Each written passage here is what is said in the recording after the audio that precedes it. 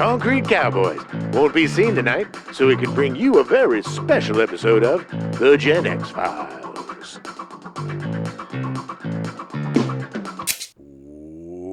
Welcome to The Gen X Files. I'm Jim. I'm Adam. And today's show is all about Highlander. That can be only one. Welcome back to our Haterade month. Haterade. This is my first choice, which I realized after watching this movie that I don't necessarily hate this movie. I just think this is quite possibly the stupidest movie I've ever seen. That's saying a lot. You've seen a lot of movies. That is true, actually. There's been a lot of stupid movies I've seen. I just... Okay. And here it comes. Caveats already. For me, this movie growing up was something that you watch with your friends, make fun of, and it had a decent enough cinematography and Yeah. But it's not a bad movie. Plus, it's got some. I love Sean Connery. I love Clancy Brown. I think for me, the worst part about this movie is Christopher Lambert. Yeah.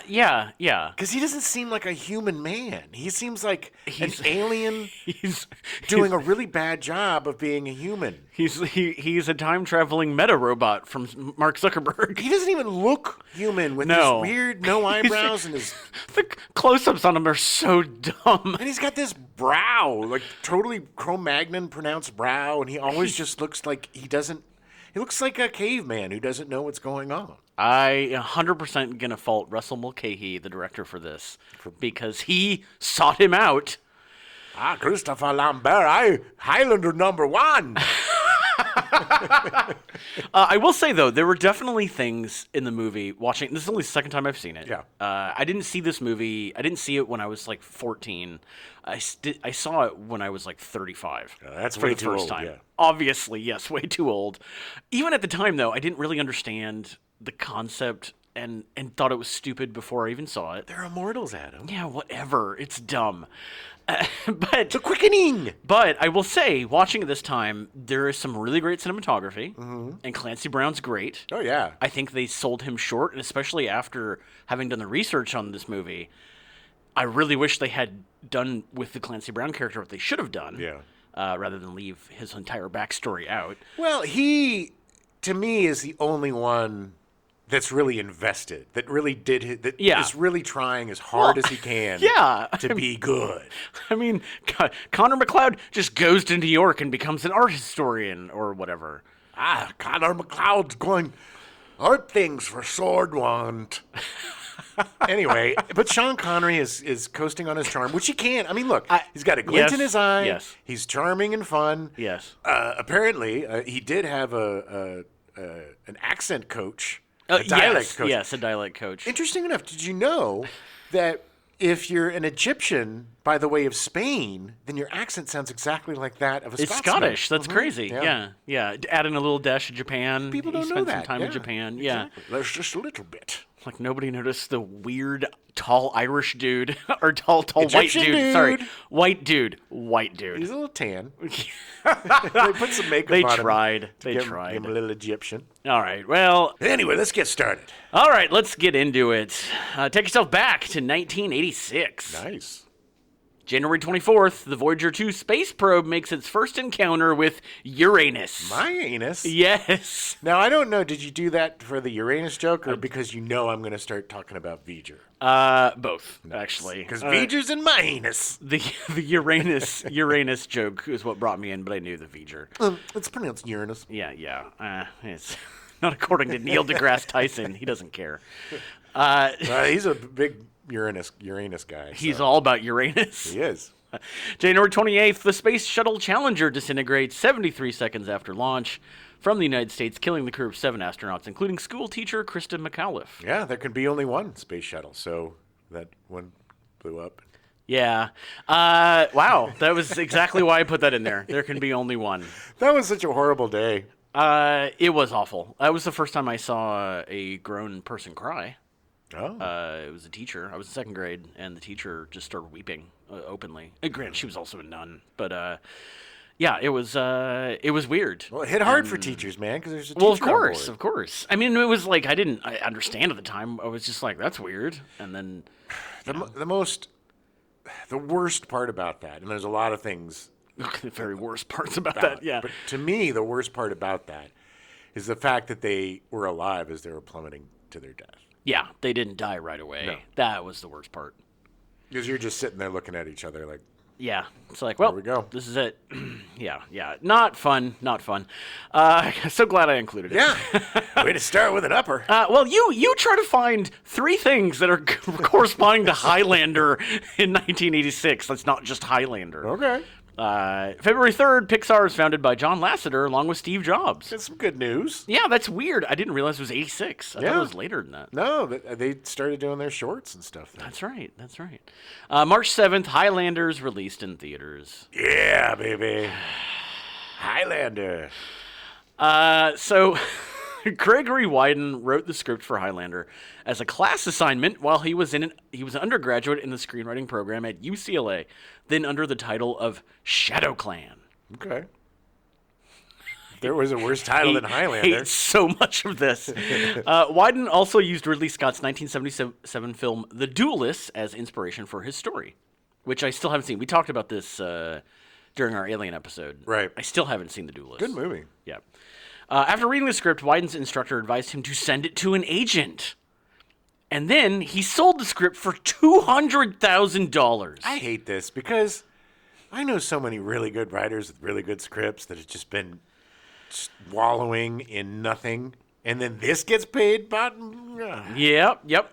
Just wait. There's going to be so much more to hate about this. It became the first draft of what would eventually be the screenplay for the film. According to Wyden, the idea of the story was basically a combination of a riff on The Duelist. A guy wants to finish a duel over years. And a visit I made both Scotland and the Tower of London armor display where I thought, what if you owned all this? What if you worn it all the way through history and were going to give someone a tour of your life through it? Scene is basically in the movie. What? So he saw a bunch of armor. It's the scene where Christopher Lambert shows all the stuff in his house or giant apartment or whatever. Is this a museum? To the lady. Yeah, like that's the scene that was inspired by this. Nice life, my life things. What? I'm in Scotland. If I'm Scotland. Yeah, it's funny how no one has the accent they're supposed to have in this movie. No, why wasn't he from France? Okay, I'm starting to get angry. Again, Russell Mulcahy. We'll get to it. William Panzer, producer of Highlander the series, said of the original script. And that's where everything fell into place. The idea that there are mortals and they were in conflict with each other, leading secret lives that the rest of us were unaware of. Yeah. Okay. I guess. Wyden also said, I've always been amazed that a project I wrote as a UCLA student has had this kind of life. I think its appeal is the uniqueness of how the story was told and the fact that it had a heart and a point of view about more immortality.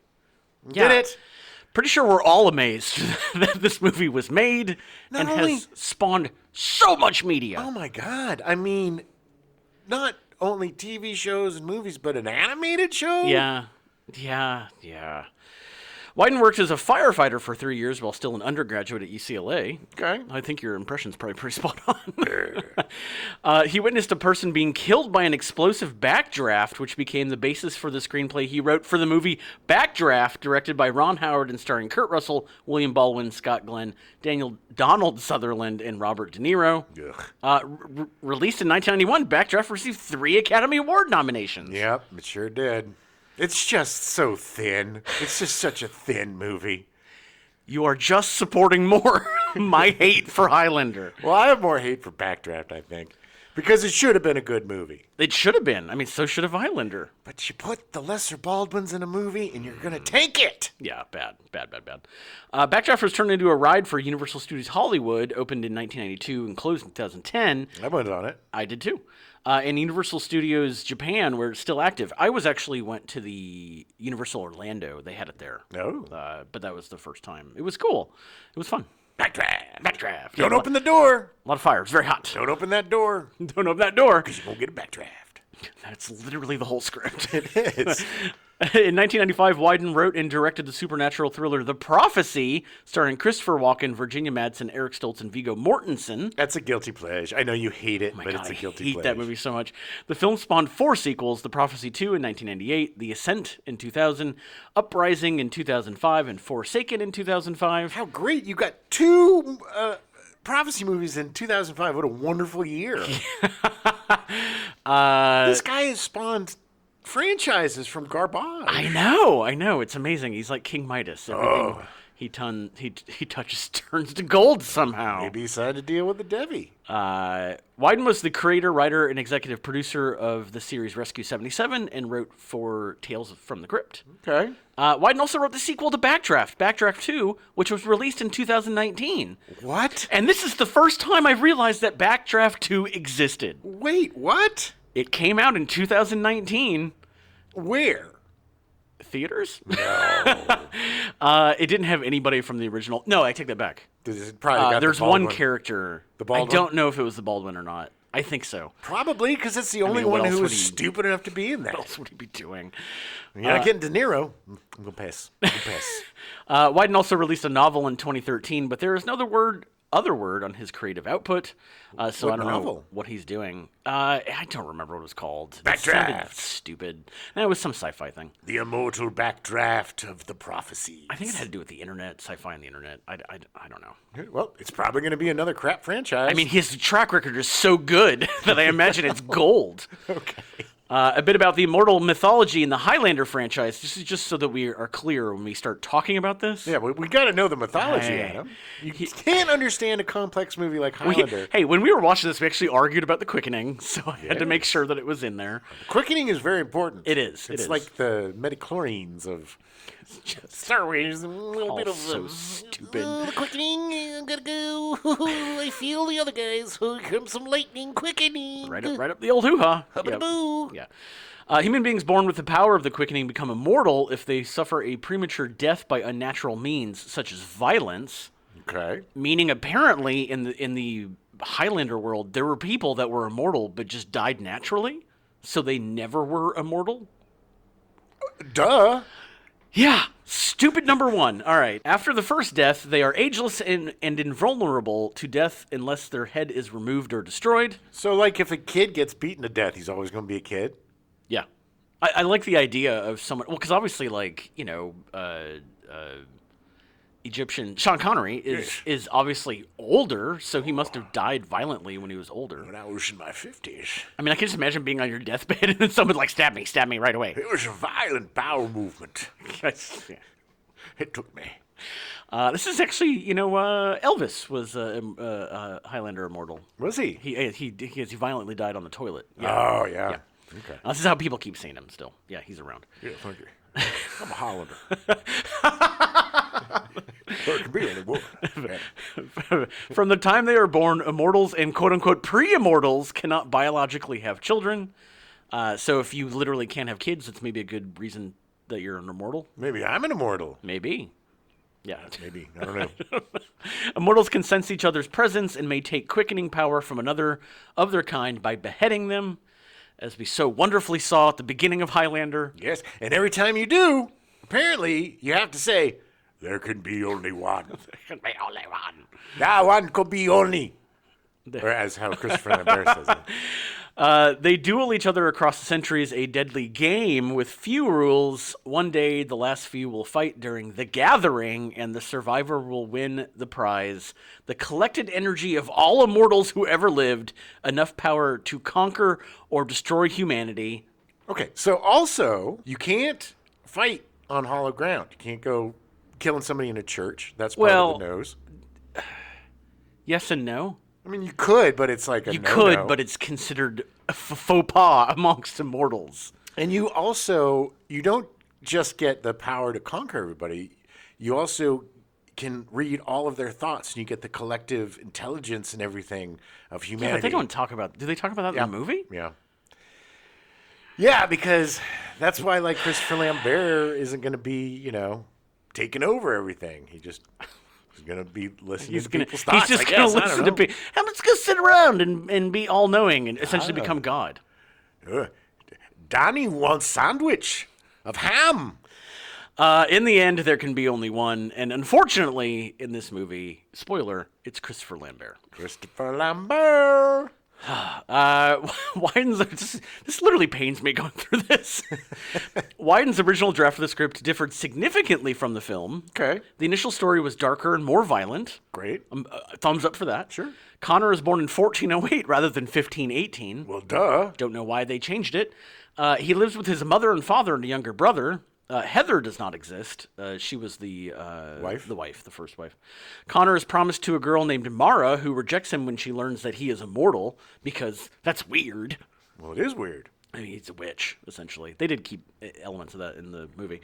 Connor willingly leaves his village after his clan's attitude towards him changes instead of being banished. We don't like you anymore, Connor. He just gets mad and leaves. I think I leave then. Bye-bye. His alias is Richard Taupin, and his weapon is a custom broadsword. My name is Richard Taupin. God. Ramirez is a Spaniard born in 1100 instead of an ancient Egyptian born more than 2,000 years earlier. Because why would they add that in? Who knows? Yep, just to complicate matters. So many sighs.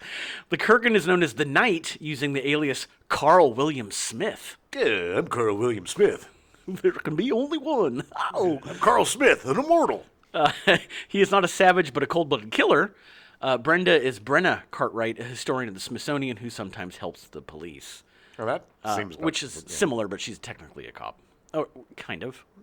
Oh, no, I thought she was. No, she works for the museum. She was a forensic historian or something. But she does hide from him that she's working with the cops. Well, she was asked to come look at the sword. Right. Because she's a forensic that whole scene where he just is like, I have a present for you, and it's her book, and so she knows that he knows exactly who she is. I got you with your book. Yeah, another scene that was utterly pointless. Well, yeah. Other elements were changed during the rewrite. Initially, immortals could have children. In the first draft, Connor is said to have had 37 kids.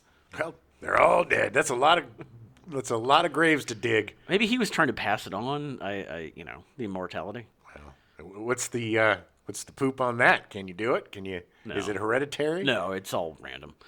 As far as I know, I didn't watch the entire franchise and all of the stuff. I can't believe you just didn't do the work. Oh my God, I'd slit my wrists if I had to do that.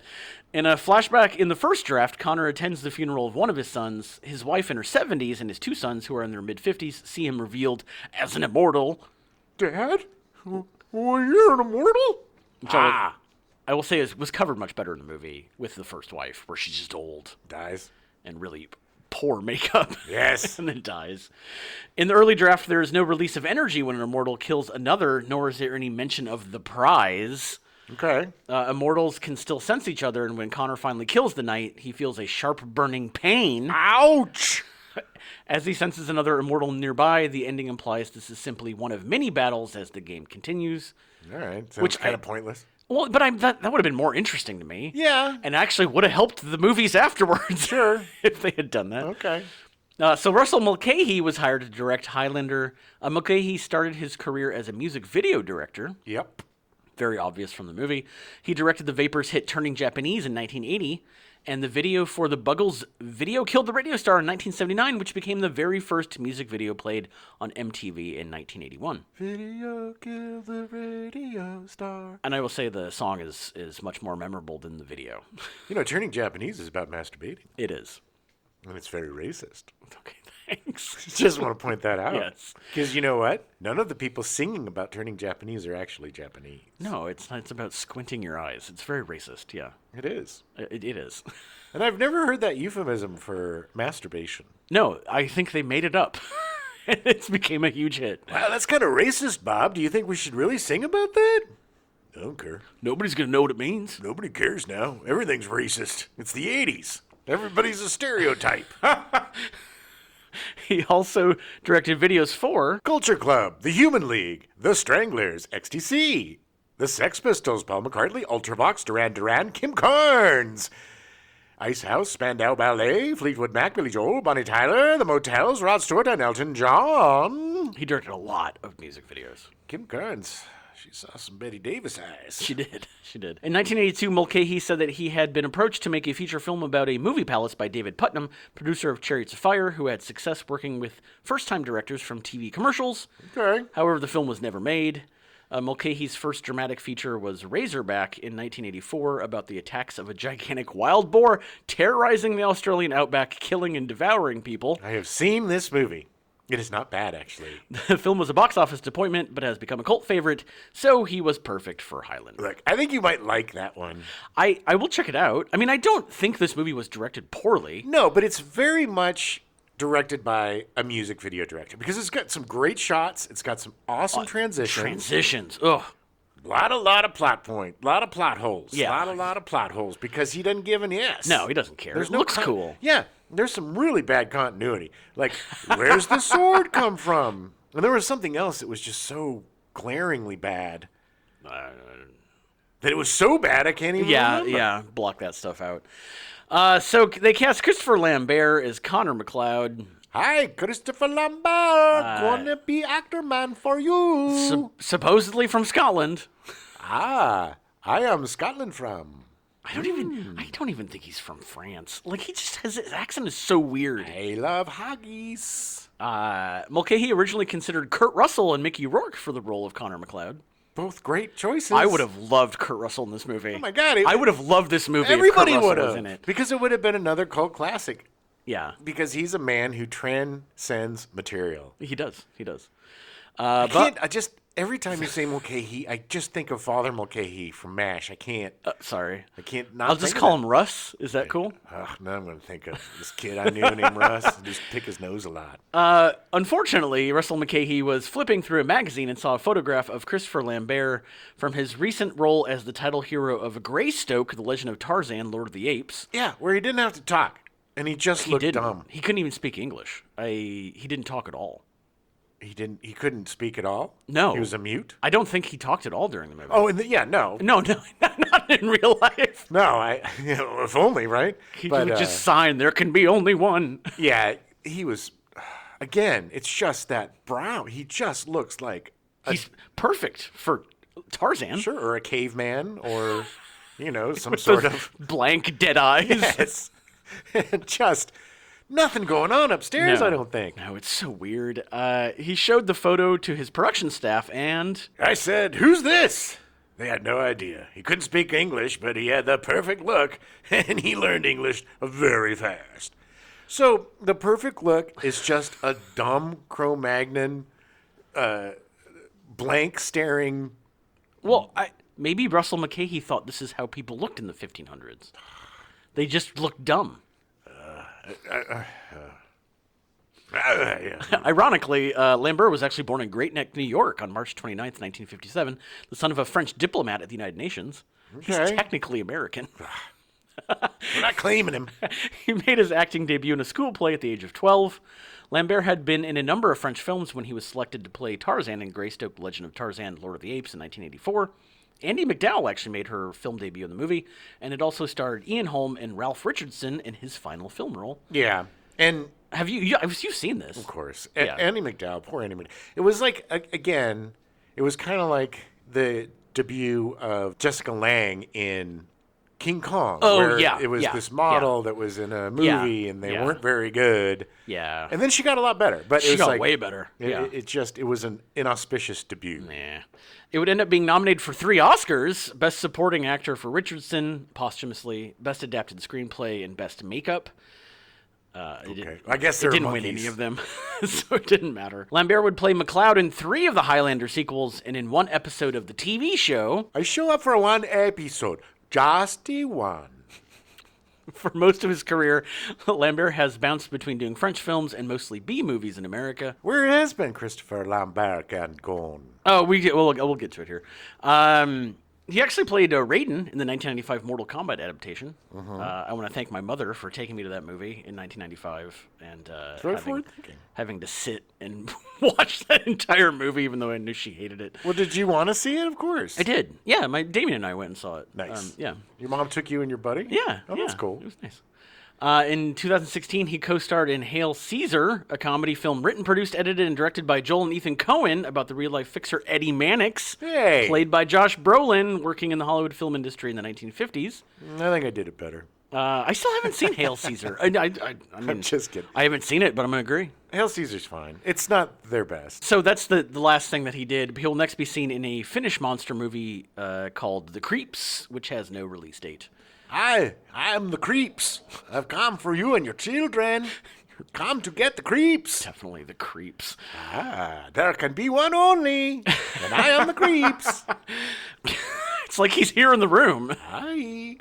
Sean Connery was cast as Juan Sanchez Villalobos Ramirez. Yes, I'm Juan Sanchez Villalobos Ramirez. An Egyptian immortal. Yes, I come from Egyptian. Changed his name when he was in Spain and then just never changed it again. Yeah, that's Ramirez. It's a very common Egyptian name. He lived for a while in Japan and then later in Spain. That's where I got my sword. Why he went Juan Sanchez Villalobos. Yeah, he's got a sword in Japan. My sword was from Japan. From a guy who was making swords 1,500 years before they were actually possible in Japan. Yeah. Because why? This movie's stupid. Connery agreed to reprise Bond as an Agent 007 in Never Say Never Again, released in October of 1983. Yeah, it was the competing movie. It was the first, I think, non-broccoli made movie. I saw that in a special screening with my friend Phil, yeah. Oh, nice. We were both huge Bond heads. Yeah. The title, contributed by his wife, refers to his earlier statement that he would never again return to the role. Although the film performed well at the box office, it was plagued with production problems. Yes, and as soon as he said it, I slapped her across the face. Strife between the director and producer, financial problems, the Fleming estate trustees' attempts to halt the film, and Connery's wrist being broken by the fight choreographer Steven Seagal. Hey, sorry about that. I can't lift my leg. You're a horrible fight coordinator. I'm going to Russia. As a result of his negative experiences during filming, Connery became unhappy with the major studios and did not make any films for 2 years. I'm extremely unhappy. He did have a movie, Sword of the Valiant, released in 1984, where he cameoed as the legendary Green Knight, but it was filmed before Never Say Never Again. It just took a long time to be released. He returned to filmmaking with the movie The Name of the Rose, the medieval mystery based on the Umberto Eco novel. Yes. He would eventually win a BAFTA award for his performance in the film. That's a good movie. It's a great movie. I really actually like The Name of the Rose. It's a cool, murder mystery. It's a good concept for a murder mystery film, yeah. With a bunch of monks. A bunch of monks in the 1300s. It's a monkey murder mystery. Wait, there's monkeys? 3 times. There's monkeys in it? Yeah. Okay. Monkey monks. Monkey monks. That would be great. It was actually the monkey did it. That same year, he took the role in Highlander, played a mentor to a younger character, which would become a motif for the roles he played for the rest of his career. Who's the man now, dog? The following year, in 1987, Connery would appear in The Untouchables with Kevin Costner from Brian De Palma and win an Academy Award for Best Supporting Actor. That's the Chicago way. The movie's so good. Oh, my God. So good. Despite his character dying in Highlander, as we watched him get his head cut off. In the laziest fight ever. All of the fight, whoever the fight choreographer was just a stoner or something. It was just so badly timed. It's every time it's like, oh, here comes. You could see their little mouths going, 1, 2, 3, clink. 1, 2, 3, clink. 1, 2, 3, clink. Yeah. Cut. Perfect. It wasn't good. This is why they added in the whole tower collapsing around them to make it more interesting. That was cool, though. Was it? I guess. I mean, it was a cool practical effect. What's the point of that? How was that happening? Because they're so strong, dude. They're immortals. Just like he would randomly tap on the wall and it just explode outwards. Scottish architecture was really crappy back then. It was held together with dung and mud. I mean, you're right. You're right. Just saying. So despite the character dying in Highlander, Connery would reprise the role of his Egyptian, Spanish, Japanese Scotsman in Highlander 2, The Quickening. Guess who's back? I'm quickening. His last appearance in a feature film was in The League of Extraordinary Gentlemen as Alan Quatermain, which is considered to be one of the worst movies ever made. That movie was so goddamn disappointing, man. Disappointing. So disappointing. So disappointing. The comic is so good. So good. So good. And such a great concept. Yeah. And you got Jules Verne. You have all these really great, turn of the century anti-heroes. Yeah. And Sean Connery. And there's Alan Quatermain. It's a great concept, and it was made around the mid 2000s, where it was just like, let's just throw everything at everything and it'll be whatever. That was the worst part of the executive driven blockbuster. Oh god, where it was just terrible. Filmed by committee, and that was also kind of like what the last movie on our Haterade, Explorers, where it's just like, you don't need a script, just start filming. Yeah, it's fine. You'll figure it out. Come on, there's already comic books. You'll figure it out. Yeah. He retired from acting in 2006 and died on Halloween in 2020 at the age of 90 in his home in the Bahamas. Boo! That was my last words were, boo, I'm a ghost. Happy Halloween. Oh, he was so good. He was great. He was absolutely fantastic. Anything he's in is so fun to watch. He is the epitome of charm when it comes to acting. Like the twinkle in his eye as the Spaniard. It was fun. It's like... I like him in this movie. Sure. I just wish they had clarified his backstory just a hair. Love his costume. There was no reason to make him an Egyptian Spaniard with a katana. There was no reason. Could we make my character more silly and complicated? Please. I hate Hollywood. Just made him from Scotland. I just don't get it. That would have been even something else they had a connection to. Well, Scotland wasn't around back then. Yes, I guess technically it wasn't. This movie's stupid. Okay. Clancy Brown was cast as the Kurgan. Connor's nemesis, said to be the last of the Kurgan tribe and a sadistic, murderously brutal barbarian. Really likes to dress like he's the Terminator. That's what I did every time he walked around. Every time. And I love how he's like, I cut my hair so weird that nobody would ever recognize And the me. fact that they had to make that a reveal, it was like he's looking. Christopher Lambert's, they're in the church. He's looking down. They look up and they pan up, and it is the worst bald cap I've ever seen. It's not even a bald. He's got like chunks of hair coming. It was awful. Give me the Jason Voorhees, the Camp Crystal Lake special. It was so stupid and made no. I hate this because Clancy Brown's so good. And he's actually good in this part. Yes. Because he's the only one that understood the assignment. Yes. To quote the kids.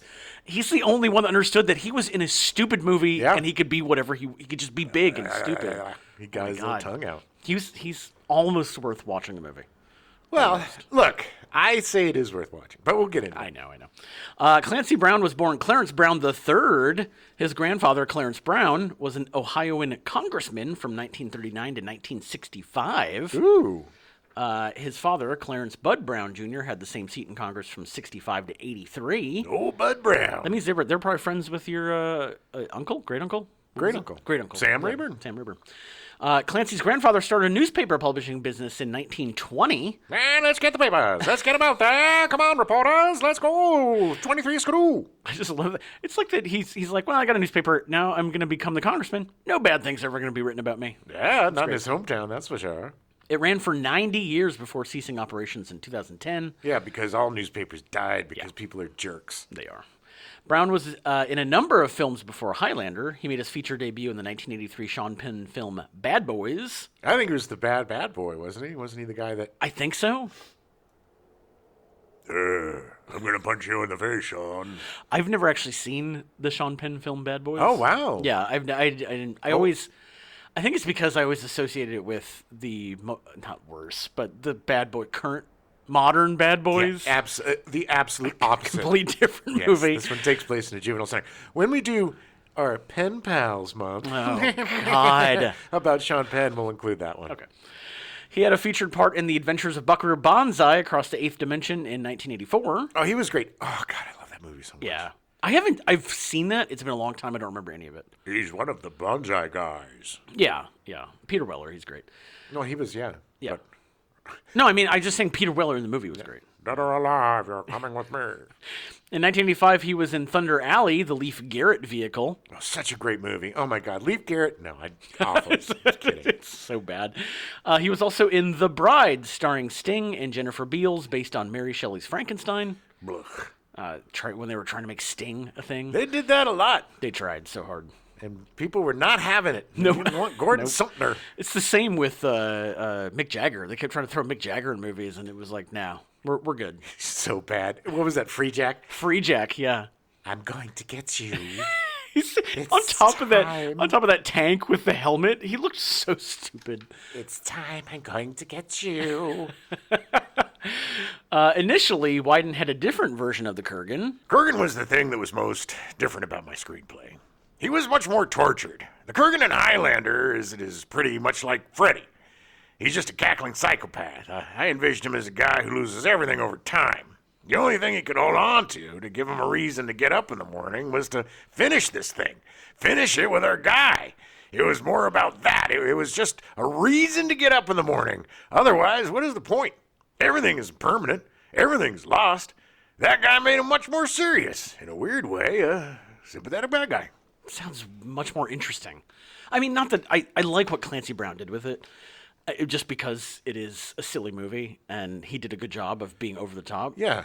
But he could have had such an interesting background. And Clancy could have done it. Yes. Totally. He's such a great layered actor. Look at him in Carnival, or look at him Shawshank in Redemption. Shawshank, yeah. I mean, the guy is a master at acting. He is. And even this, but it's like he leaned into it. He's like, okay, I guess this guy's just a dick, so I'm going to dick it up. You know that he had conversations with Mulcahy, and he was like, no, we're just make him a killing machine. And can we go back to the script and make him a little bit more, have some depth? No, just play it like, just stick your tongue out a lot, and we'll put you in leathers. He's crazy. Make him crazy. Okay, but whatever. I'm not very happy. Wyden commented that actor Clancy Brown had similar thoughts about the Kurgan, wishing to make him more complex and interesting by dressing the villain in a bowler hat and suit, disguising his villainy rather than wearing the biker outfit he had instead. That's why I love Clancy Brown. He was so right. It's just like, it was so cliche, and they were just trying to make him into the Terminator. Yeah. Oh, yeah. Brown has had a long career in film, TV voiceover with that distinctive voice, and in video games. He appeared in 3 films in 2023. Scrambled, a comedy written, directed, and starring Leah McKendrick, also starring Ego Nwodim. I love Ego Nwodim. She's so good. She is fantastic. Yeah, so there's a great podcast that's based on the IFC show, Comedy Bang Bang. Yeah, it was created by one of the guys from Mr. Show. Hosted by Scott Aukerman. Yeah, from Mr. Show. Yeah. And they do a great podcast based on that. And it's all improvised. And Ego Nwodim always came on. And it's really funny because people would always come on and be like, I'm a businessman. And that was kind of the yeah. But she was effing hilarious. She's one of my favorite on Saturday Night Live. She is just so... I just... Every time I see her in something, it's pure joy. Clancy Brown was also in John Wick Chapter 4 as the Harbinger, which is really good. Whenever you have a chance to see it. Whenever it comes on to streaming, that's not something we don't have. Yeah, everything that I want to see goes to Stars. Yeah. There was something just recently that I was like, oh, I want to see that, and it's on Stars. John Wick 4? There's something after that. He was also in Dumb Money, the movie about the GameStop Wall Street short squeeze, which I still haven't watched yet. It was good. Oh, did you see it? It was fine. He's also in 2 TV shows. He was in the premiere episode of Ahsoka. If you remember him in that? Yeah. I kind of barely remember him in that. Yeah. I don't really remember. I remember thinking, I was like, oh, yeah, I wish he had a bigger part. He seems like he shows up in everything. He does. He works a lot. And if he doesn't, he should. He was also in 2 episodes as Rich Brink in the show Gen V, which I still have not watched yet. Oh, yeah, he was great. Oh, he was really good at that. He's great in everything. He'll also appear in the new Max series, The Penguin, coming sometime in 2024. Another reason to actually watch that. Roxanne Hart was cast as Brenda Wyatt, a forensic scientist and published metallurgy expert. Of course. Yes. Hart started as a theater actor, appearing on Broadway and eventually earning a Tony nomination. She's got that vibe. She does. She had supporting parts in The Verdict in 1982, directed by Sidney Lumet. Sidney Lumet, every time. Not Christopher Lambert, it's Christopher Lambert. Is it? No, it's Lambert. I just can't. I don't know why. I always think his name is French. I don't know why. My name for French. Much like David Mamet. I mean, Mamet. No. In 1983, she appeared in the TV movie Special Bulletin, directed by Edward Zick, based around a fake news broadcast about a group of terrorists with an atomic bomb on a tugboat. We have literally referenced this movie like 6 times. Edward Zwick didn't he do Glory? He did Glory. Yeah, he did a bunch of. He's a great director. Yeah.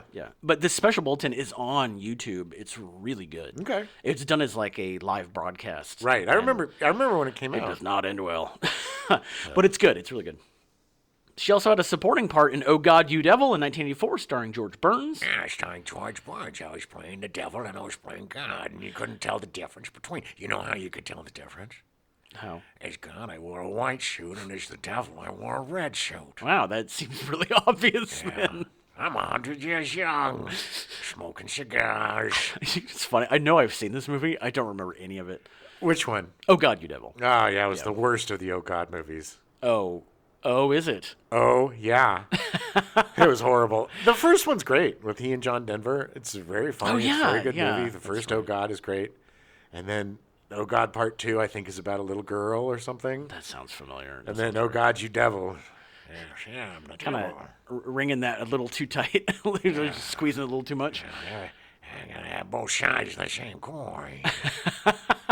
She had a consistent career, including a 5-episode guest stint on Dream On in 1992. Dream on, dream on.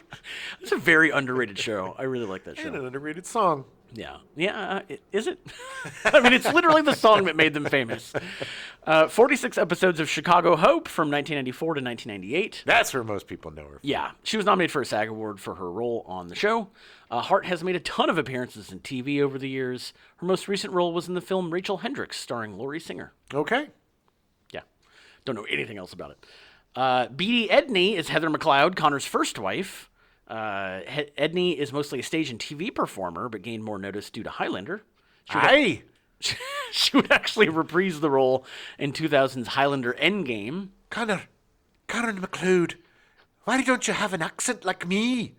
I come from part of Scotland different, you from. I alien man. Her many television appearances include a leading role in the 1986 television series Lost Empires, based on the novel by J.B. Priestley, in which she acted alongside Colin Firth. Nice.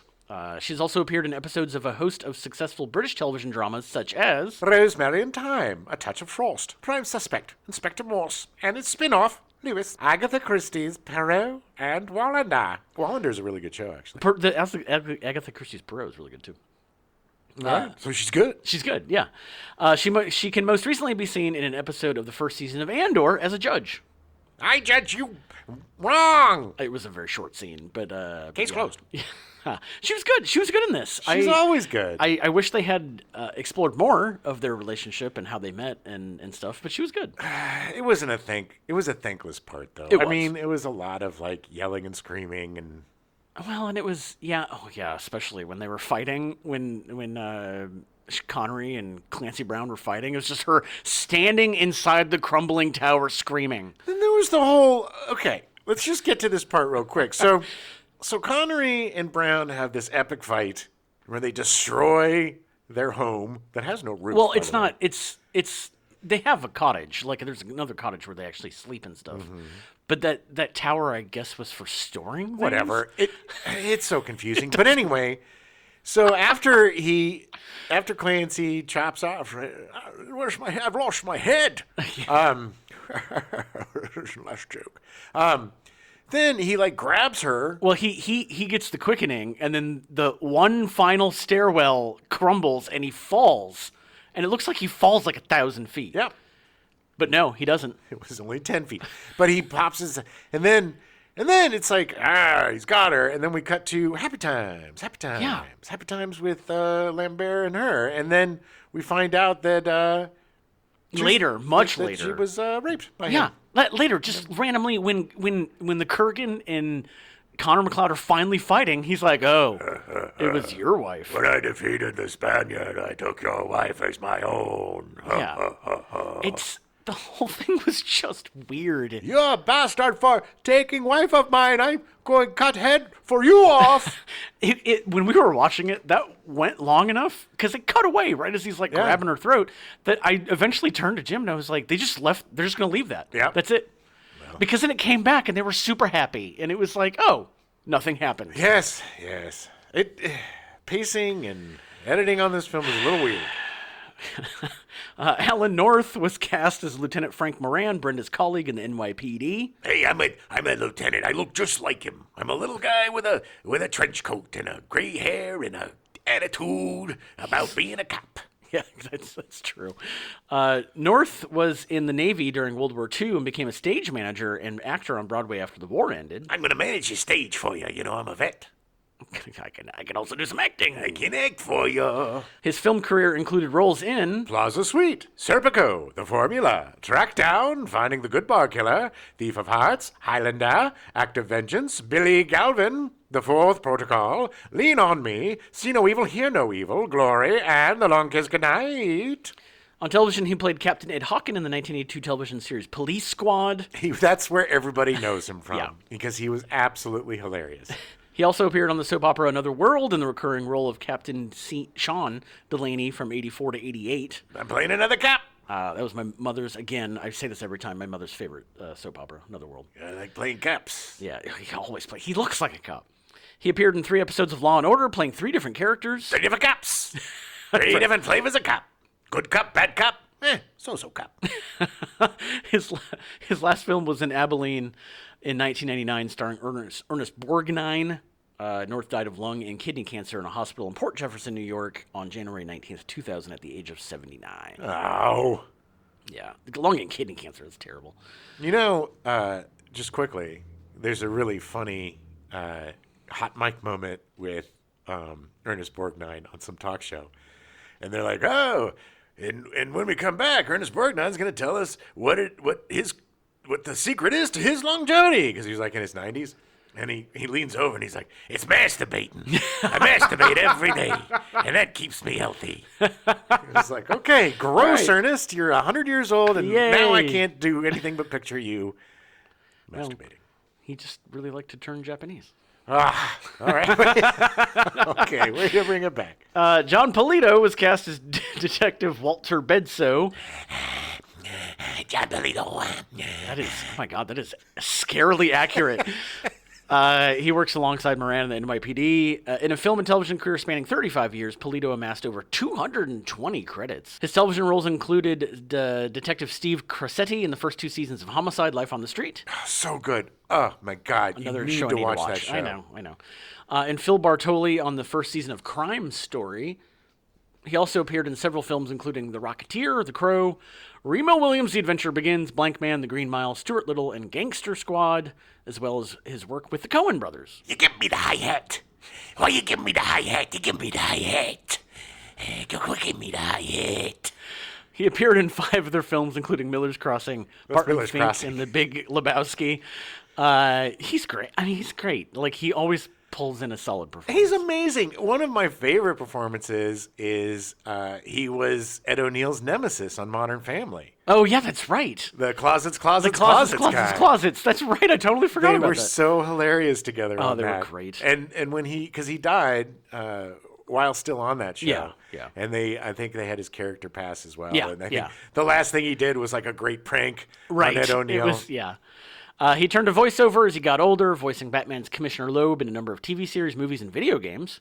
Polito died from multiple myeloma on September 1st, 2016 at the City of Hope National Medical Center, where he was being treated. He was 65 years old. Way too young. Way too young. It's such a solid and great character actor. I loved him so much. And he was gay.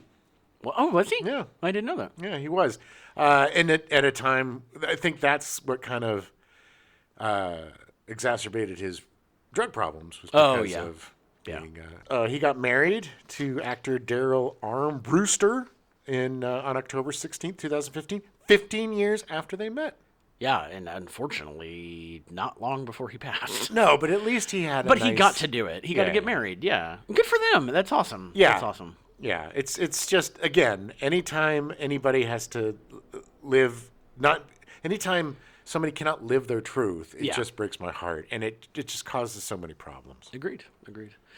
Sheila Gish was cast as Rachel Ellenstein, Connor's middle-aged secretary and adopted daughter, who Connor saved from the Nazis by Connor when she was a Jewish child during the Holocaust. Hi, you from Nazi? Going to save you put in museum? This is the point when I want to point out that the version we watched was, I think, the international cut. Okay. And the scene where he gets her in the U.S. cut was cut from that movie. So it literally makes no sense. Right. We just know that they kind of know each other. I think. Don't get me... there's like 5 different cuts of this movie, so I don't know... They're all between 111 and 116 minutes long, and I don't... Some stuff is cut out and some's not. Anyway. Well, it's a complicated movie, Adam. Yeah, because it's stupid. Maybe we just saw the wrong cut. Maybe the right cut makes everything... Sure. Makes sense. I should watch all of them. All of them. I think you should. Before Stepdad Show... I want you to watch all the cuts, all the sequels, and the series. I'm not. I told you I would slit my wrists. I'm not doing that. Let's see. Gish was mainly a British TV and theater actor. She won an Olivier Award in 1996. In 1985, she met Dennis Lawson, who played Wedge Antilles in the original Star Wars trilogy. Stay on target. They actually started a really long relationship. She would reprise the role of Rachel in the 2000 movie Highlander Endgame. In 2003, Gish lost her right eye to skin cancer. Oh, my God. Awful. In March 2004, Lawson and Gish married in Antigua almost 20 years after they met. She died of cancer in 2005 in Camden, London, at the age of 62. Good Lord, both of these. Just get married and die a year later. It's so sad. Awful. Hugh Quarshie was cast as Sunda Castagir, Connor's fellow immortal and friend. He is beheaded by the Kurgan during a battle in New York. Ha ha ha, let's have some drinks. Which then has the worst scene in the movie with the weird super pro-Reagan guy running after the Kurgan with guns. Oh, yeah. Trying to shoot the guy. It makes not only that, he's just driving by. It's just 2 guys sword fighting. He's like, oh, here we go. Oh, it's my time now. He was looking. He wanted to shoot somebody. Yeah, he's the Bernard Getz. Yeah, character. Exactly. You know, he's looking he's around. like, oh, I gotta save somebody. Wait, is that a black guy with a sword? Let me get my gun. Decapitate that guy. Yeah. Well, I guess he killed the black guy. I can probably leave now. Quarshie is of mixed Ghanaian, English, and Dutch ancestry. He was born in Accra, Ghana. His mother was of chiefly ancestry, meaning her relatives currently serve as the chiefs of the Ghanaian village of Albi. All right. Yeah, so he's royalty, technically. That's awesome. I liked him. I thought he was fun. He was great. I thought that scene with them meeting on the that was one of the few times where Christopher Lambert actually looked natural and normal. Hey, friend of mine, you have sword for fight? Let's just have a drink, and why don't you just shut up? Quarshie has made appearances in Baby, Secret of the Lost Legend in 1985, starring William Catt, Sean Young, Patrick McGowan, and Julian Fellows. Also, Jim's favorite movie of all time. I saw that in the theater, by the way. Oh, really? And the animatronics, because I love dinosaurs, man. Yeah. But the animatronics for Baby... Oh, God, it was so bad. It was just so bad. I remember seeing the trailers, because it didn't do well, it was on, like, Cinemax or Showtime, like, all the time. And I remember seeing commercials for it and being like, I gotta see this. And then being so disappointed by how awful the animatronics were. Yes, they marketed it well. Yeah, I was like 10. It was awful. He was also in Nightbreed in 1990, written and directed by Clive Barker. Okay. Star Wars Episode 1, The Phantom Menace in 1999 as Captain Panaka, the head of the Naboo Security Force. I'm Captain Panaka. I'm the head of the Naboo Security Force. That's what I remember him from. Yes. Yeah, that's when I realized who it was. Hey, Queen Amidala, we'll hold them off while you get to the ship. Yeah. He was really good in that. It was one of the better parts of Episode 1. It was great. He was also in Fantastic Beasts, The Crimes of Grindelwald in 2018. Boo. Yeah. Boo, boo, boo. He's also done a ton of British TV, most notably appearing in 506 episodes of Holby City, a weekly medical drama spin-off from the BBC series Casualty. I have no idea what either of those are. It's essentially soap operas, but set in like hospitals, like General Hospital. Okay. but more medical-based. Holby City started in 1999 and ran until 2023. Ooh. Quarshie started on the series in 2001, finishing up a 21-year run in 2022. Good for him. That's awesome. That's a lot. He most recently can be seen in Book Club, the next chapter, released in 2023. Is that the one with the oldies? The hotly anticipated sequel to Book Club from 2018, starring Diane Keaton, Jane Fonda, Candice Bergen, Mary Steenburgen, Craig T. Nelson, Giancarlo Giannini, Andy Garcia, and Don Johnson. Good cast. I don't remember this movie coming out. I do. I think it's on Peacock or Paramount. Yeah. I thought about. I mean, it's got a. I like the. I like most of the actors. In fact, all the actors. Yeah. I can't think of any I don't. Other notable actors in Highlander are Christopher Malcolm, who is best known for originating the role of Brad Majors in the stage version of Rocky Horror Picture Show. Nice. Peter Diamond, a stuntman who played the Tusken Raider that attacked Luke Skywalker in Star Wars. Celia Imrie, who made an appearance in Star Wars Episode 1, The Phantom Menace, and appeared in 5 seasons of Better Things from Pamela Adlon and Louis C.K. Okay. I've never watched that show. I've heard such good things about it. I did, yeah. She plays like a single mom. Yeah, she's so hilarious. good. Yeah. Oh, she's so good. Billy Hartman, who has only appeared in one other feature, Slaughter High in 1986, but has appeared in 1,172 episodes over 16 years on Emmerdale Farm, a British soap opera. Yeah, Emmerdale Farm. Yeah, I'm sure. It must be a daily show. That's what I I'm guess. assuming. If it's weekly, Yeah, doesn't make that's sense. a lot. Almost 1,200 episodes. It's crazy. James Cosmo, a Scottish character actor who also appeared in Braveheart, Trainspotting Troy, The Chronicles of Narnia, The Lion, the Witch, and the Wardrobe, Ben-Hur, and Wonder Woman, as well as television series such as Game of Thrones, Sons of Anarchy, His Dark Materials, and Jack Ryan. Oh my God, you totally recognize him. Yeah, he's one of those actors that is just in everything. Cosmo, he's just got that look of a bad guy. Well, when we were watching Highlander, I was like, that's James Cosmo. And my God, he looks exactly the same as he did 40 years ago. The guy, he's one of those dudes. People. Looks 60 since he was 20. All right, so in preparation for the film, actor Christopher Lambert spent months working 4 hours each morning with a dialect coach and 4 hours in the afternoon sword training with Bob Anderson, who had been a Darth Vader stunt double in the Star Wars franchise. Okay. So now you know why the fighting is the way it was. Well, look, the Star Wars fighting wasn't as bad as this. Yeah, but it's the Star Wars fighting in the original Star Wars. Yeah, it's like pretty the thin. first movie. It was very basic. Yeah. Yeah, this just looks. They needed an extra. Well, first of all, they should have added 2 hours to the dialect and 2 hours to sword training. Do you think it would have helped? I talk for English now. Swing sword on you. I swing sword on you, Highlander.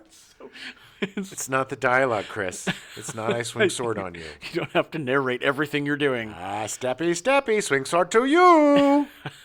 The opening voiceover by Connery has an echo effect because it was recorded in the bathroom of his Spanish villa, where he had been working on his Spanish accent for the film with a voice coach. Yes, and I was taking a dump at the time. People don't know that. It was played for the producers over the phone, and they approved of it because they could not discern the quality of the recording. Sure. Welcome to Highlander. Clancy Brown said of the production, "It was a strange set. We were all trying to make a good movie, and the producers were trying to make money any way they could. So there were a lot of things we had to work around. Do it on the cheap because of those producers." Yeah, they didn't want to spend any extra money they had. No. They didn't have to. As an example of the lengths to which the producers were prepared to go to save production costs, they initially decided on the first day of filming that the extras would not receive breakfast. Hey, guys. Yeah, God, I wish there'd be one episode we could go without having Bob stop by. Oh, sorry. Hi, Bob. Hi. Well, stop covering really bad movies. I'll stay home. But, yeah. Look, we're not a restaurant. We're a movie studio. Yeah. We make movies. We don't make breakfast. Makes a lot of sense. Okay. Well, I don't feed my kids breakfast.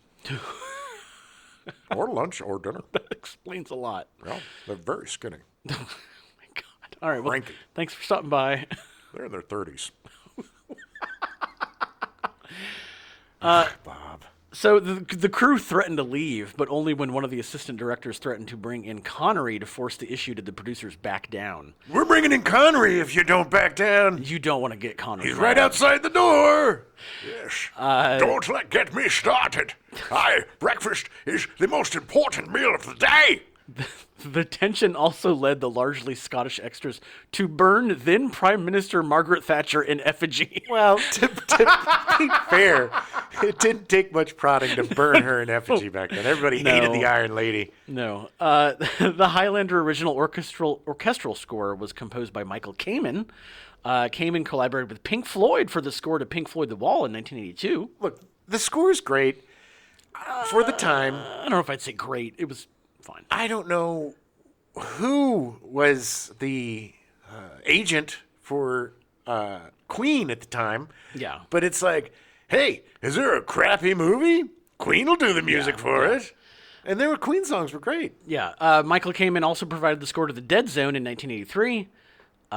Much better score. In 1985, he scored Brazil for Terry Gilliam, scored additional music for Life Force. Most of the score was composed by Henry Mancini. What?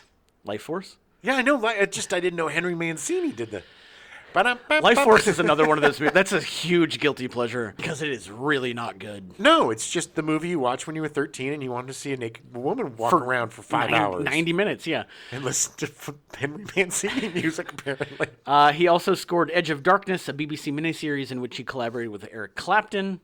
Kamen would go on to score Lethal Weapon, Die Hard, Adventures in Babysitting, The Adventures of Baron Munchausen, Lethal Weapon 2, Die Hard 2, Hudson Hawk, Robin Hood, Prince of Thieves, The Last Boy Scout, Lethal Weapon 3, The Last Action Hero, Die Hard with a Vengeance, Event Horizon, The Iron Giant, X-Men, Band of Brothers, and Open Range.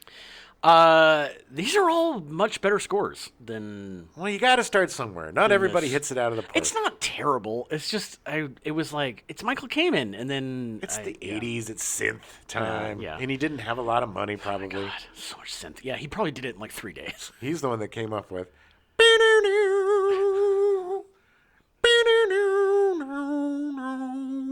From Lethal Weapon. Oh, yeah, that's right. It's a saxophone. Yeah. Kamen was diagnosed with multiple sclerosis in 1997. He died in London, England, from a heart attack on November 18th, 2003, at the age of 55. Good Lord. Amazingly that he did all of this work before he was 55. He was great. And look, this movie is cursed. Yeah. It's the opposite of being immortal. No, everybody seems to be dying really young. Very immortal. The British rock band Marillion turned down the chance to record the soundtrack because they were on a world tour, a missed opportunity which guitarist Steve Rothery later said he regretted. Have you ever listened to Marillion? No. They're really good. Oh, I think you would actually like Marillion. Okay. Well, I'll check them out. The band's Scottish lead singer Fish had also accepted a part in the film, but pulled out because of the scheduling conflict. I can't do it because of the schedule. His name is Fish. My name is Fish. David Bowie, Sting, and Duran Duran were considered to do the soundtrack for the film.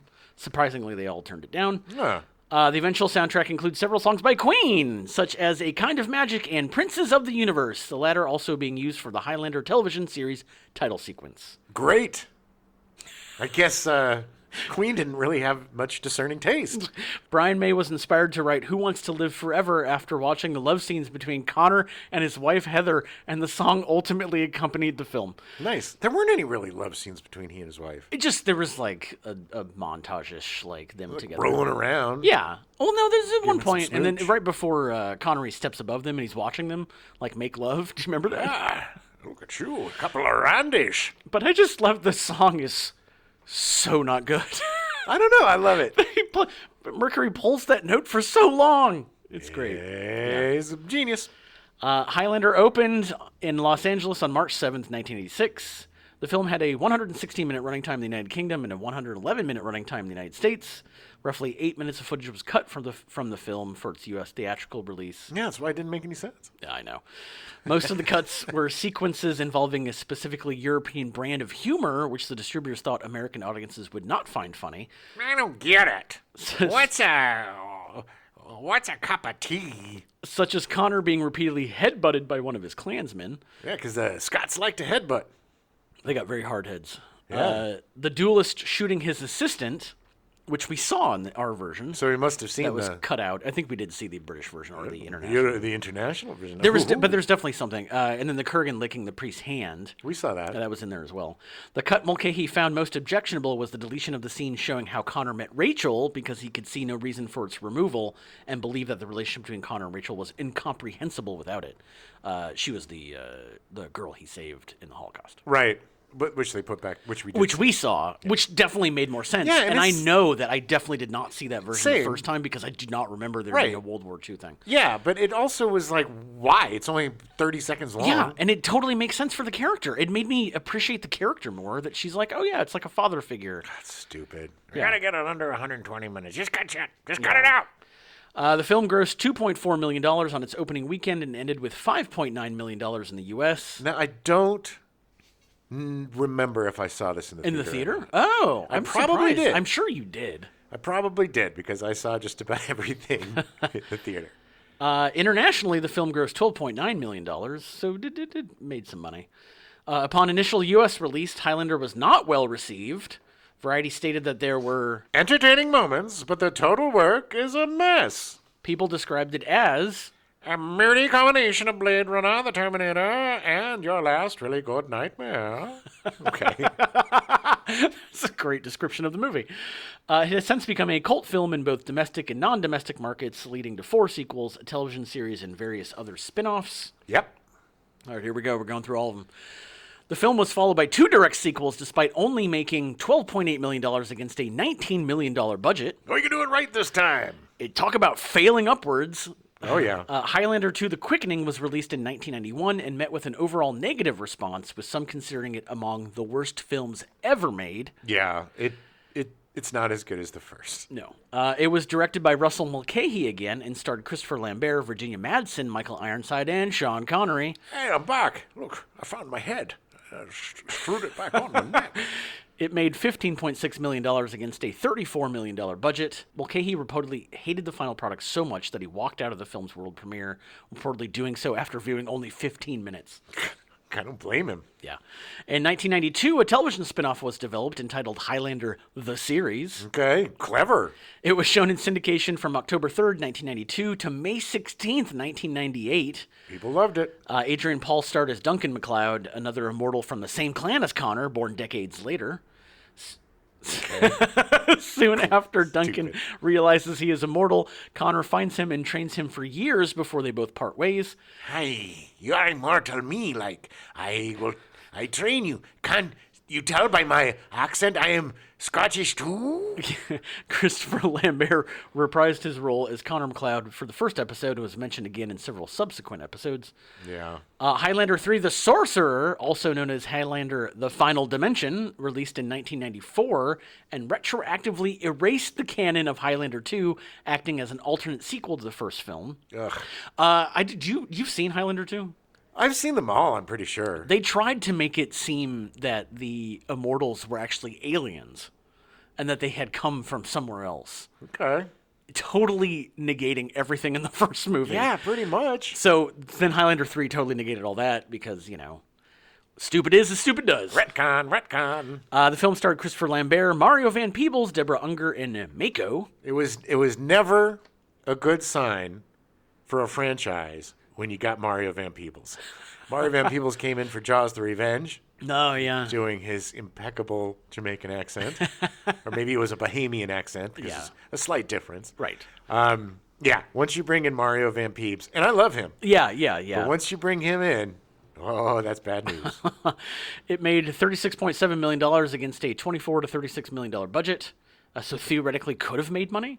I see a pattern here, though, of bad box office. Yeah. Highlander, the animated series, ran from 1994 to 1986, set the 27th century on a post-apocalyptic Earth now ruled by an immortal named Cortan. Which, again, that doesn't follow I don't understand. No, because he must have won the quickening or whatever, and then he took over. Christopher Lambert did. This is where it's like... But not forever. I mean, I guess that they're more of them born. Sure. Like they're, yeah. I mean, it doesn't last forever, man.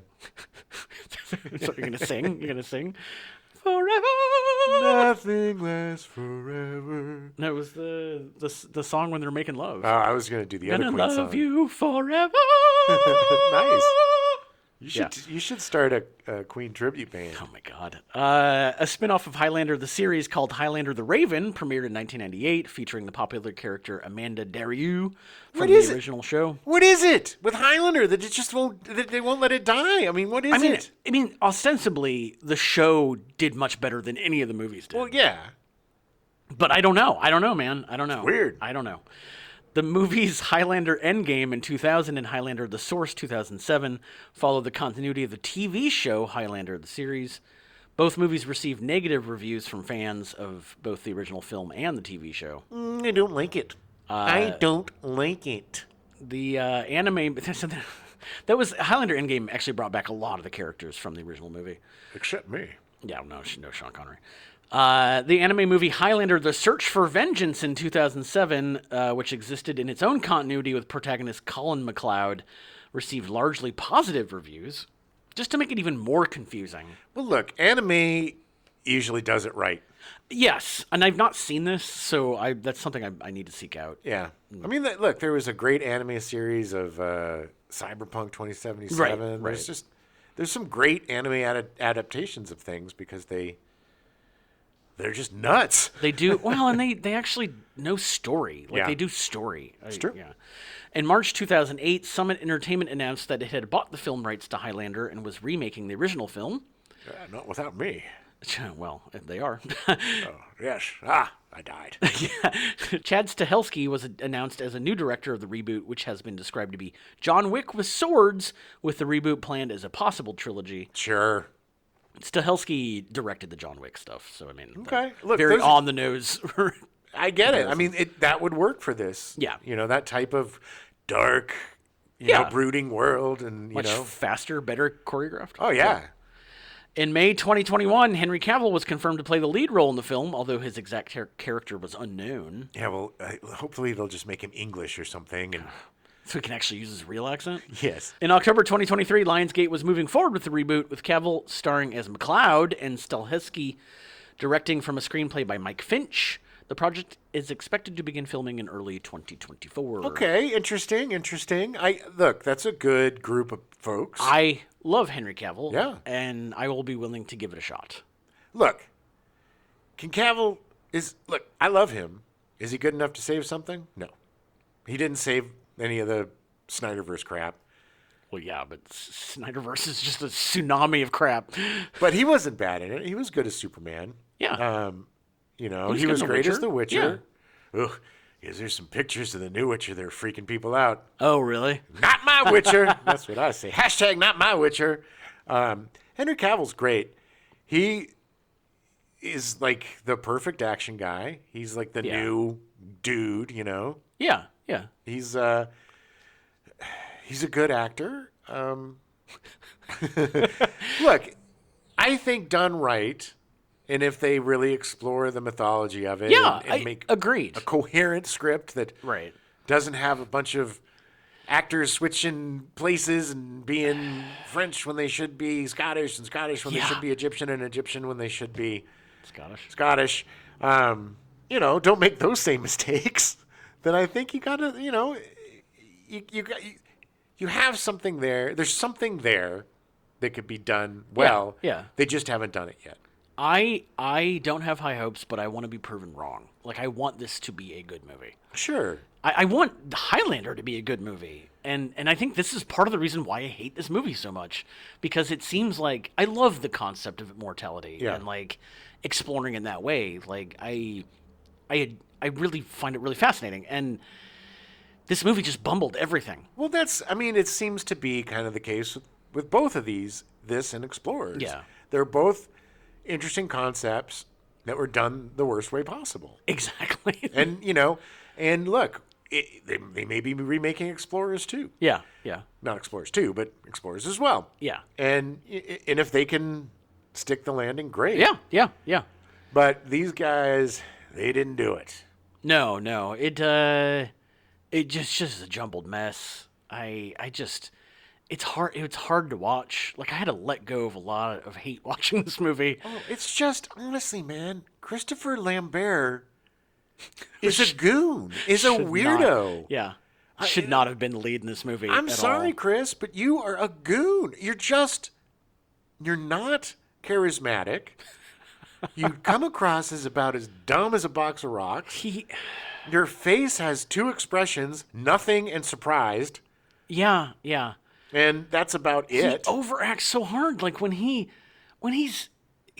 approaches the metallurgy expert in the bar, like he talks to her first and essentially was like following her. Yeah. And then he leaves and she's following him, and then he grabs her by the throat and is like, "Stop following me. Got to be It's quiet." Like, you started this. Yeah, look, his instincts are all bad and wrong. The fact that he didn't speak English until this movie, I will give him that. Because, look, if I was having to do a movie in Japanese or something, I probably would come across as like a goon, too, because I'm not sure which words are what and which ones to hit, and, you know. But there was I Am Love. Did you see I Am Love? It's an Italian movie. It's starring, I believe it's Tilda Swinton. Okay. Who never spoken Italian before and learned it for the movie.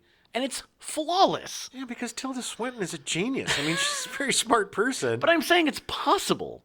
It is, but not everybody is Tilda Swinton. I mean, poor Christopher Lambert is just a working class jerk from with the big Paris. brown dumb eyes. Man, There's just so many things about this movie that just drive me insane.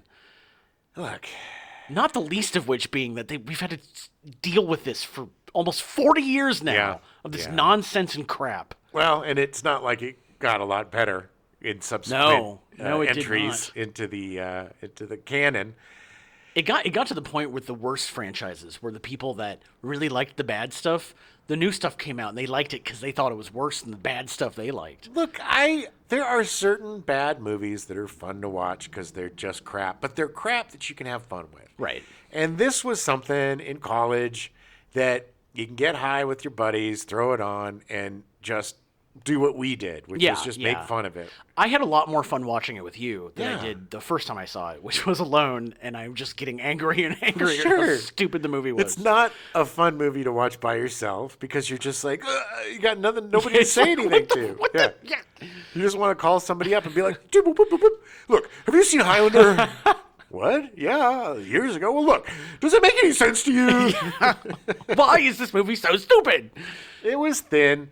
It's very 80s. It's a very 80s B movie.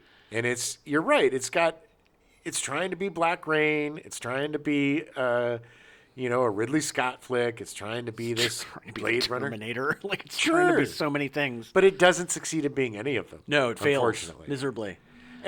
But if you want to have a few bevies, maybe smoke us a wee, have a few buddies over and eat some burgers and, watch this and make fun of it, you'll have a fun time. You should do a double feature with this in the sequel. Sure. Because you got to be really drunk to appreciate the sequel. Yeah. This is great. But, it's not, watching it again, it's not a movie that I hated. It's a movie that I thought was a fun, dumb B movie that you can make fun of with your friends. But watching it again, good points, nice transitions, some good shots, some interesting cinematography. But the counter to that is not everything cut well together, and there was a lot of continuity errors because some pretty atrocious acting from a few people. Really bad acting. I'm looking at you, Christopher Lambert. And I'm looking at you, Anthony Fusco. I know I'm in the minority on this. I know most people I know really love Highlander. And that's part of the reason I watched it for the first time 10 years ago. Because I just had zero interest in it. It just looks stupid to me. Yeah. Which is funny because I'm a sci-fi guy. Right. I'm time travel. I'm liking, fantasy more. Sure. And it was just, Like, I was mad. Greg got me to watch this, and I was mad at him for making me watch it. Greg. So I'm sorry, Greg.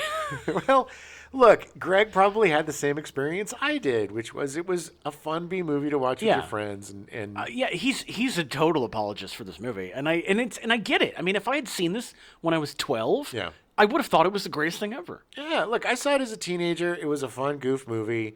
I've always had a big talent crush on Clancy Brown. He's good in this. I will give him that. He's not. I mean, not good, but he fits the movie. He fits does.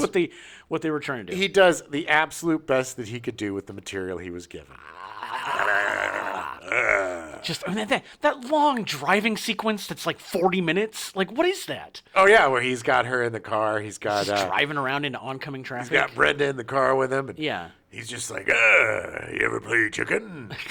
And it goes on for so long. She's screaming and crying, and I guarantee you that was left in the U.S. theatrical cut, but they cut out the stuff about Rachel and her being found in World War II because executives are dumb. Well, because they think Americans are dumb. They just want car chases and blow-em-ups. They don't care about story or continuity or script or dialogue. I will give it the fact that I really want the new movie, the new adaptation of it, to be really good, just to show just how bad this version is. Great. I would love to see a good Highlander, and I think if anybody can make it happen, it's this group. Yeah, they have the pedigree. Yeah. To turn it into something that's brooding and interesting, and as long as they have fun with it. The thing is, a lot of times when they reboot or remake, they make it too dark or they take it too seriously, and they try to make it into something that's got a lot of gravitas. Yeah. And it's like, no, you're making a B movie. You got to lean into that and lean into the fun. We're not going there to see Connor McLeod mourn the death of his wife. We're there to see some heads get cut off. Well, and this is why Clancy Brown, Sean Connery, and the guy who plays Castigear from episode 1, right? They all had fun with it. Like, they knew that they were in a B movie, and they knew that it was just like, all right, whatever, man. Immortals getting their heads cut off. Let's go with it. I think Christopher Lambert saw this as his ticket to stardom in the United States. Took it way too seriously. Totally did, and every instinct that he had was wrong. Wrong. The guy's got the worst instincts as an actor. And maybe, again, it ain't easy acting in a foreign language. Yeah, it's not. But mannerisms, physicality transcends language, and you can make choices based on knowing what the scene's about that would be different and better. Right, yes. And he just makes bad choices. Like, I don't understand Christopher Lambert. He does not seem like a human being to me. No, he's very uncanny valley. He is an AI creation of an actor. Yeah. Create me a weird actor from the 80s, AI, and I here to play for in your movie. Highlander, cut head for face. What? What are you talking about, Chris? All right. Well, that's all I got. So that's verdict. I still hate this movie. Verdict? Haterade. I hate it. I just hate it. Okay. And then mostly because I want it to be better. And I don't want to build up hopes for the new version. Yeah. I'm going to try to leave that off the table. But a very low bar. I want there to be a better version of this movie. Okay. All right. So Haterade, 2 up, 2 down, 2 hates. No attitudes change for the Explorers or for the Highlander. Next, what's coming up next is the... it's my other choice. Autobots. Time to make Adam cry. Now, here's the thing. The Transformers, the movie, I didn't necessarily hate the movie. I was just shocked by how boring it was. Well, this is going to be a saddie because... To me, there's nothing sadder than something that you loved as a kid and you revisit and then you hate it. Yeah. Because that, if the nostalgia can't take it through, then it's got to be really bad. Now, I know I've seen this. Yeah. Because this is the one. Is this the one with? Came out in with Orson Welles. Orson Welles. I am a planet. It was a go between, and we'll talk about this more next week. But like, it was a go between season 2 and 3 of the show, and it was mostly done to make a new toy line. Autobots to the toy store. Let's sell some merch. It's really kind of sad the way that the movie came together, but well, it'll be fun to talk about. Yeah, our next entry into the Haterade oeuvre is Transformers the movie. Until then, keep your heads, people, and watch this if you want. We ain't gonna make you. We watch movie now. Go yes. Highlander me, cut for the head. My mommy. The Adam Newberry story. Newberry? Yep, shit. That's Adam Newberry, 2 Weens. I know Adam Newberry. All right, Adam Newberry. All right, let's do it. And that's where everything fell into place. Well, that sounds just like the other guy. The Adventures of Baron Munchausen. Sorry. We now return you to your regularly scheduled program, TJ Hooker, already in progress.